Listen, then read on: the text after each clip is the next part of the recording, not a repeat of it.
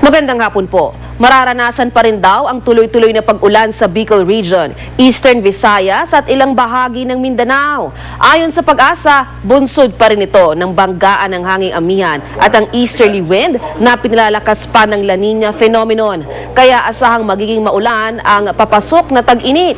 Pinakababantayan ng Pag-asa ang kakaibang panahong ito dahil ganito rin daw ang senyales nung maranasan ng mga taga Metro Manila ang bagyong Ondoy. Posible rin daw magtagal hanggang Mayo ang La Nina. Nasa above normal na raw ang rainfall sa Bicol Region, Eastern Visayas at ilang bahagi ng Mindanao. Kaya dapat laging alerto sa pagbaha at pagguho ng lupa sa mga nasabing lugar. Sa pinakahuling ulat ng National Disaster Risk Reduction and Management Council, 53 na ang nasawi, 8 sugatan at 16 pa rin ang nawawala.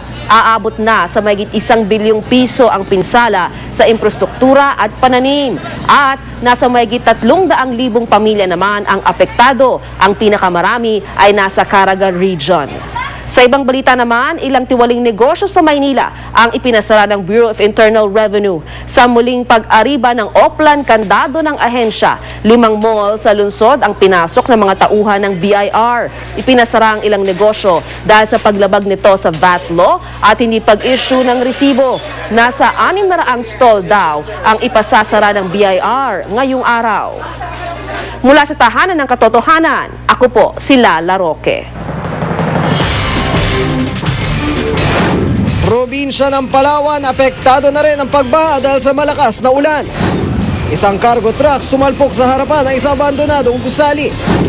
At sa muling pagtatambal nila sa Captain Barbell, Richard Gutierrez at Rian Ramos, umaming nagka-crush sila sa isa't isa dati. Tutukan sa 24 oras dahil hindi natutulog ang balita. Mamaya pagkatapos ng bantatay at bago ang Dwarfina.